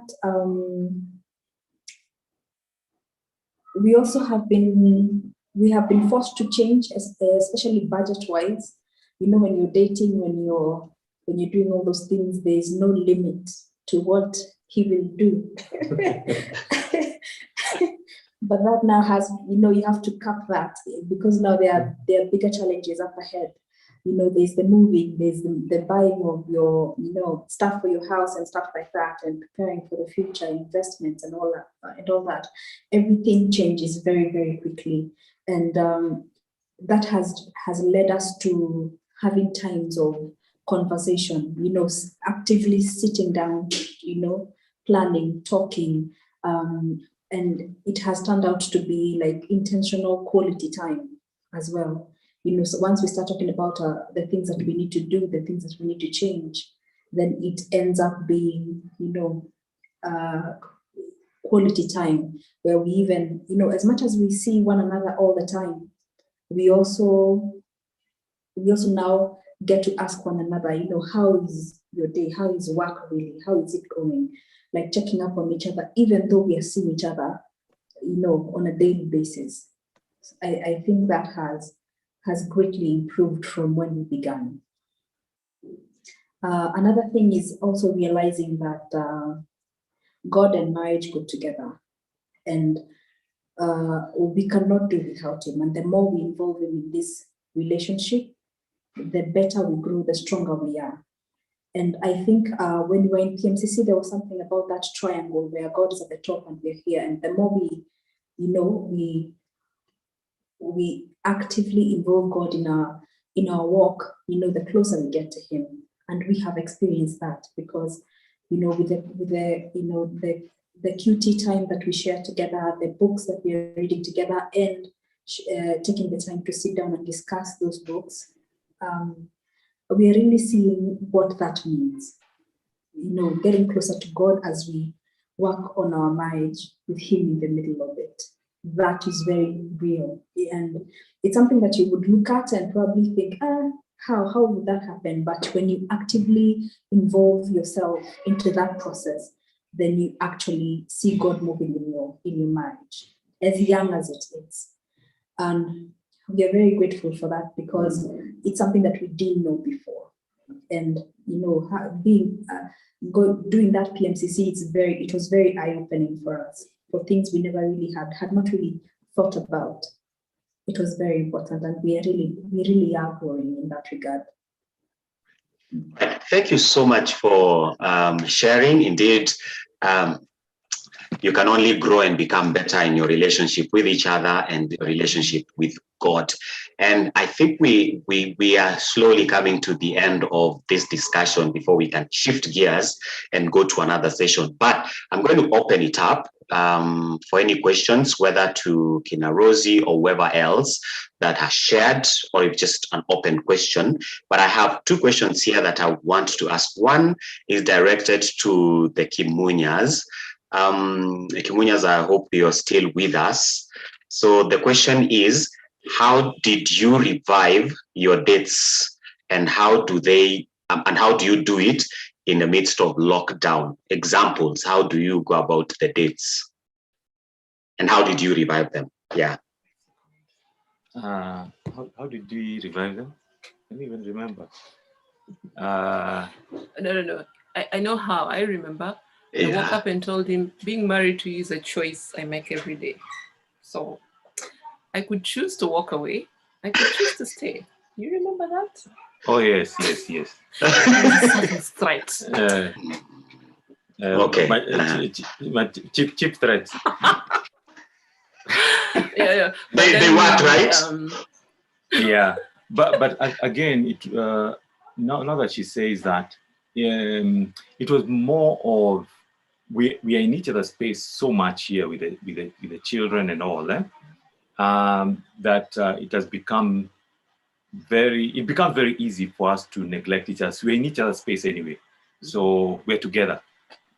But it was I think it was a realization that it's very easy for us to get lost in the noise, and that we need to move away as the two of us. And we were very surprised that the children were very supportive. Well, surprised, yes, how supportive they were.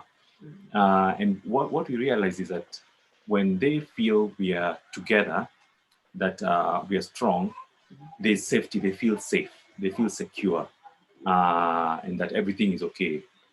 Everything outside there might be crazy, but we are okay here. Yeah, so I think that was also the other thing that inspired it. Practical lessons on how we did it. When things were reopened, what we did every Friday afternoon, we go, hata kama ni kahawa. Sinasikia budget imekatwa. So we say, nenda na kunywa kahawa peke yake. Kav, kuna kitu ingine. But at that point, we'd get to just catch up and just hear where we are. We'd carry a card game and play. So we'd have like 2-3 hours, just the two of us. The other one was we take physical activities. So fitness and health became very important. So like now when there's lockdown, what we do is we like yesterday we rode around the estate, Harriet and I, for 12. We did a 12-kilometer lap, just the two of us. Or we go for a walk, or go climb Ngong Hills. By the time you've conquered the 7 hills and back, 14 hills, mkirudi mko sawa sawa. You have resolved everything. You have supported each other. Yeah, so those are some of the practical ways. I wanted to mention something that came up, which was once we started, when we revived the dates, we were surprised at how many assumptions we've been making about the other person. And yet those assumptions have informed our emotions towards the person. So if I decided to become silent, it was based on an assumption that he has done something. But then now when we started talking again, we discovered it was exactly that, assumptions. Yeah. So. All right.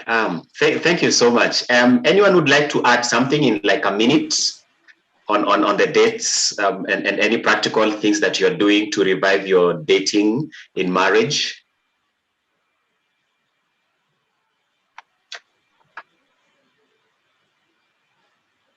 Okay. Okay, good. There's another question here. I'm going to, it's an open question, so anyone can respond to it, but I'm going to ambush my senior, a very good friend of mine who I really look up to. I hope you're with us, Maina Muriuki. I hope you're present. So I'm going to ambush you with this question. I apologize in advance. So I've ambushed you before I can read the question out. But yeah, once he's had a response to it, I'll open it up to anyone who's who can also just respond to it. The question is this. Maina, you're there? Maina Muriuki.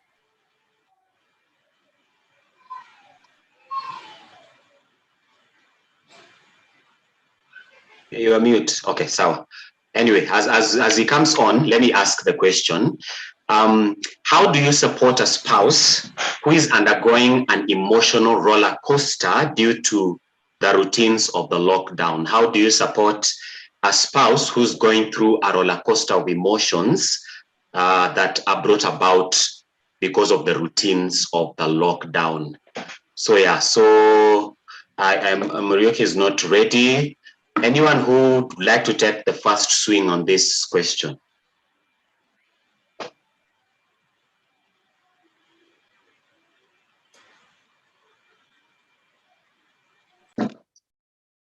Aha. Let me see who else to ambush.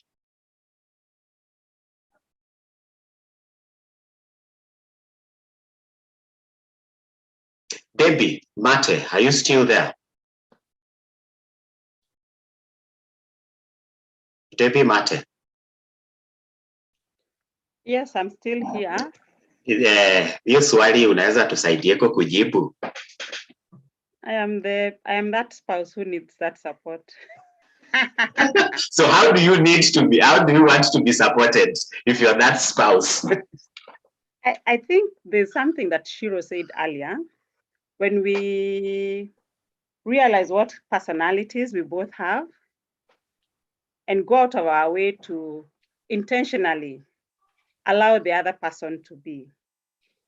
I'll give you an example. My husband, contrary to popular opinion, is an introvert. I cannot stay in this house 2 days in a row. And often it's very hard for me to get him to live with me. So what we found has worked is allowing each other to be, knowing that even if I go out there, I won't disappear. The world won't swallow me. I'll come back. And allowing him also to just be in his space and be, instead of being in each other's space and suffocating each other and wanting to do things with each other, even when the other person does not feel what you need to do. On top of that, I found there are things online that have been very helpful. Sometimes playing online games with friends, sometimes just making Zoom calls to catch up.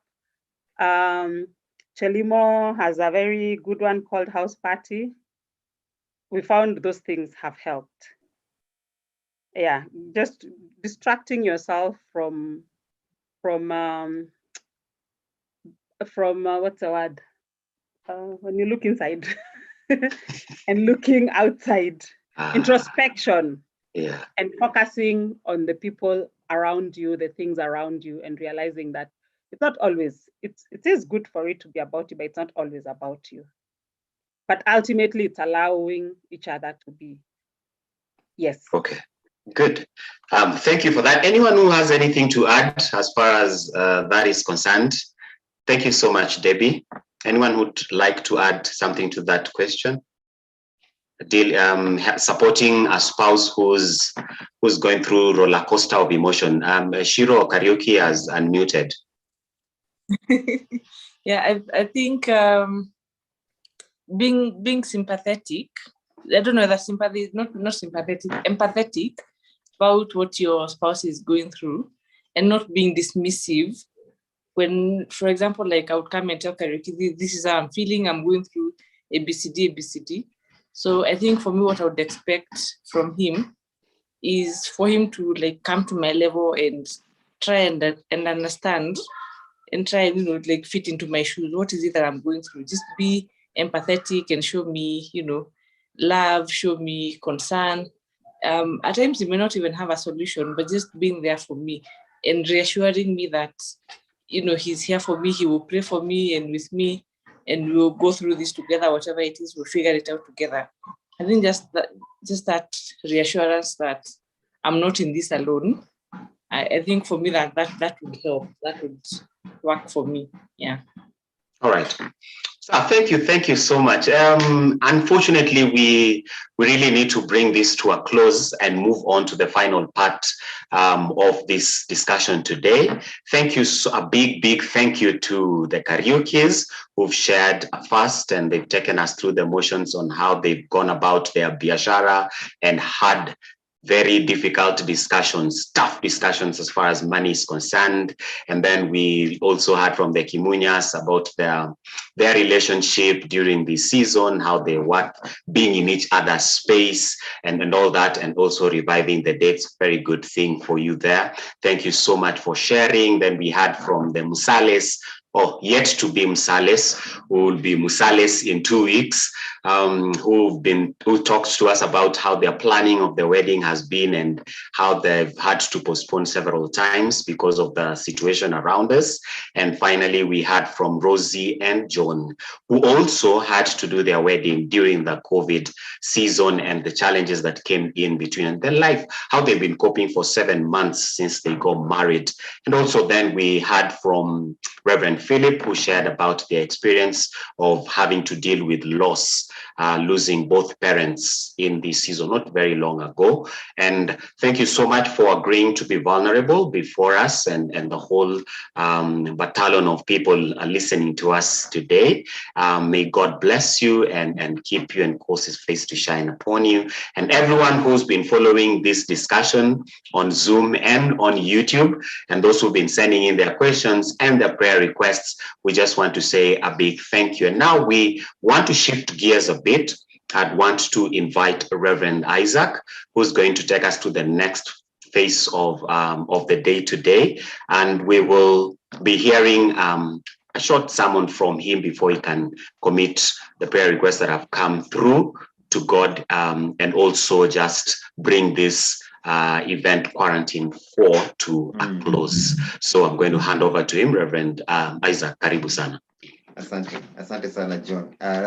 Fred, for that excellent moderation of the discussion. I want to just appreciate all of you who have participated today. And I know Fred, you talked about Asama, but I just want to read a verse. I think the time is far much gone, but I couldn't help but look at Ephesians chapter 5 from verse 15. Ephesians 5:15. The Bible says, "Be very careful then how you live, not as unwise, but as wise, making the most of every opportunity, because the days are evil. Therefore, do not be foolish, but understand what the Lord's will is. Do not get drunk on wine, which leads to debauchery. Instead, be filled with the Spirit, speaking to one another with psalms, hymns, and songs from the Spirit.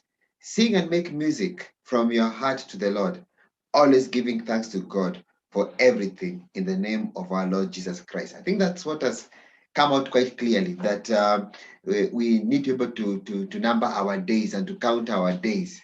I think if there's anything that COVID has taught us, is that you can't live life normally. And all of us, I think at the end of it all, we are being able to pick up that. Making the most of every opportunity. I think I cannot help but think about Karaoke and Shiro and what they said in terms of being able to go against market standards, in terms of they had every reason to keep the money, but they decided to be able to do the right thing, and that is to refund money. That was a painful, difficult decision, but a good one, and a noble one, and a Christian witness. And I think that is part of being able to go out and being able to do what you're supposed to do. I think about the Kimunyas, and you'd think that after 17 years, you kind of got this. But I like what Harriet said, you make assumptions about each other. And then being able to hear from Kim about provision, even from somebody who normally would not be able to, who is actually running a business. I mean, at the end of it all, you cannot help but be able to see God at work. And may the Lord really bless each and every one of you. Maybe one of the things that I've been able to pick up about marriage is that when you live with somebody for some time, sometimes we are not very gracious towards each other. We don't love each other, I mean, or we don't respect each other as we ought to. I think the scripture today is saying this, and I think Rosie and John intimated with this, that we need to be able to speak to one another with psalms, hymns, and songs from the Spirit, and to make music from our hearts to the Lord. That at the end of it all of us are going to be called to account in terms of how we live as in the home. And just yesterday, I think as I was just preparing this, I couldn't help but realize that probably what COVID has done, it has exposed our characters. And those characters can either, and our characteristics can either be a strong point, or it can actually be a source of great stress. What you need to be able to do is to find where is the equilibrium. How can we be able to bring our different characters together in order for us to be able to get to that place and to get to that plane where we are all on the same page. I couldn't help but smile when all the guys here owned up to the fact that sometimes they are slow to doing some things which they have been asked to do. And when they end up doing it, it's like they have discovered the best thing since sliced bread. I mean, it's so funny. But you know what? It's just a space in which sometimes we find ourselves in. And I think last but not least, I want to say we need to always give thanks to God the Father for everything, this season has not caught God by surprise. And I like what has happened with this second wave. What has occurred is that I think people are a bit more prepared. Still, it's very difficult. I think at the end of it all, people have experienced loss. They have had to do things very, very differently. But we can also be able to give thanks to God because of stretching our muscles in terms of being able to do things differently. I'm looking at the number of people who have been able to participate today. We have about 39 people here, and even on YouTube, we've got even more. These probably are couples everywhere. Now, in the past, if you had to ask 39 couples to come from Amlaka plus maybe another 47 or 60 something watching online, that would be very many people. You see, God is doing his work. And the thing about God is that God is always moving forward and doing wonderful things in our lives. So I want to ask Hope to go ahead and share something that we are planning towards the end of this year. And even though we have been in a lockdown, and even though we've experienced a sense of a major disruption, we are still thinking about, and by faith, we are looking forward to having a couples annual retreat in November, 11th to 14th of November 2021. The poster is going to be posted on our website, and you can actually start thinking about being able to save and be able to make little payments here and there. I want to say that I know 59,960 may be daunting, but the thing I've been able to know is that God is a God who is deeply interested in marriage, and he is going to be able to provide the necessary resources and funds to be able to do that which needs to be done. And that is for us to be able to participate in this couples annual retreat. So go ahead and begin to book the dates, and we are looking forward to being able to interact with you. Hopefully, in the not too distant future, we are going to have a season whereby we're going to have things opened up. I want to say that that is still we're still hoping to be able to have an opportunity for us to be able to have face-to-face interactions. Let me really finish off by saying to all those who have experienced loss in this season of COVID. Sylvia, I couldn't help but read your story of how your plans have been thrown in disarray as a result of the loss of your future father-in-law. You know, God is the one who's always in control in these seasons. Every time the Ministry of Health brings up its daily updates, I'm always very curious about the number of people who have passed on, because each and every one of those people is a family that is in great pain. And may the Lord comfort his people, and may his hand be stayed. I don't take any more time. I'll just be able to bring greetings from the leadership of Mlaka Hill Chapel, the bishop, the assistant bishop, the senior pastors from both campuses, and the associate pastors. I mean, we would not be able to do this without their blessings. And so I want to be able to just appreciate God so much for his goodness and his love for being able to do all these things. Again, I don't know if I'm not the only person who's been able to do this. I'm just a little bit of a much bigger team. Fred, thank you so much. There are guys like our chairman, Charles. Thank you so much for being able to organize us. Maybe you can just turn on your camera and say hello, so that people can actually be able to know that you are there. Yes, Charles happens to be the chairman of the Marriage and Family Ministry here at Mamlaka Hill Chapel. Really, Quarantine 4 is his brainchild, or rather his baby. And us, Fred and myself, we're just we I almost feel like we're the flower girls. Looking good after a lot of work that has been done in the background. The other people, I think Alison coordinating, Dote, just if you're there, just turn on your videos, wave, so I guys can actually be able to see you guys. I know that there's a whole team behind. Hope, again, it would be good if guys were able to see you, the administrative guru in the background, and being able to do that. Aha, that's Dote. Yes, Dote, wave kidogo.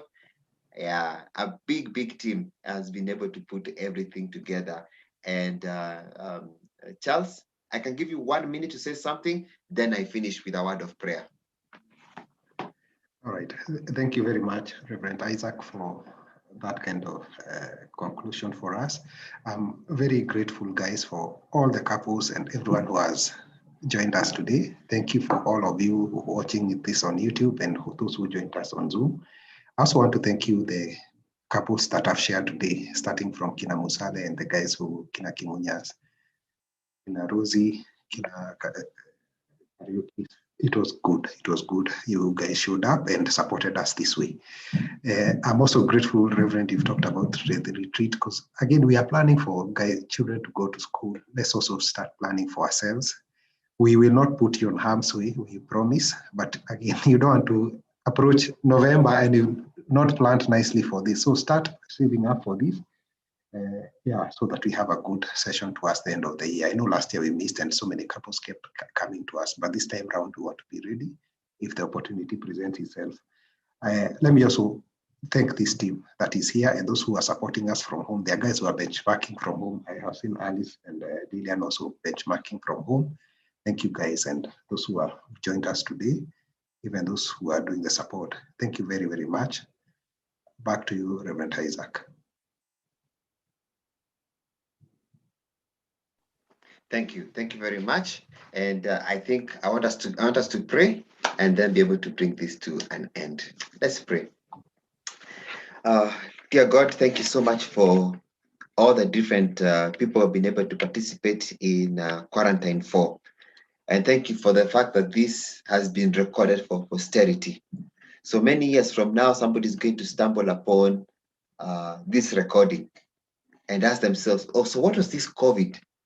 But at the end of it all, I am hoping that they will be able to pick up on something far much bigger, the universal principles of marriage. Thank you for the fact that you are the ultimate matchmaker, and you're the one who brings people from very diverse, deep backgrounds to be together. But I also want to recognize that there are many couples also probably participating in this Quarantine 4 who may not be on the same page on a number of issues. I pray that you'd bless them, you'd allow them to be able to find a sense of equilibrium and to find a place of being able, a place of synergy. Would you be glorified? Would you be exalted? And would you ultimately be sovereign over their lives and over every aspect of our everyday lives? We bless you. We glorify your name. Please be with us for the rest of the day. Continue, Father, to bless every marriage that is here. We will make a special prayer for Joki and Musale, even as they look forward to getting married. We welcome them into this institution.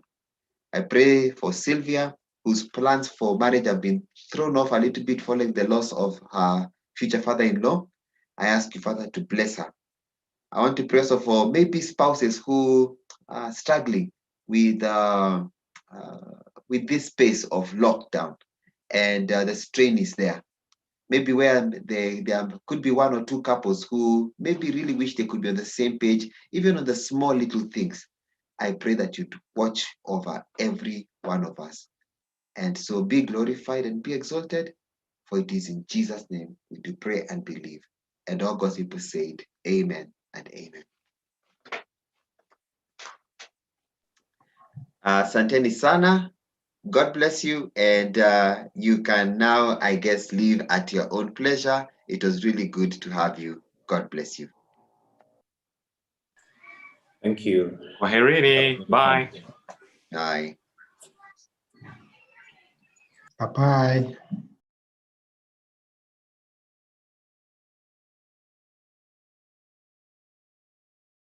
Good job, guys. Asanteni sana, kwaherini. Thanks, Joram, for joining. Joram, Yes, Charles. you can stay behind. Okay.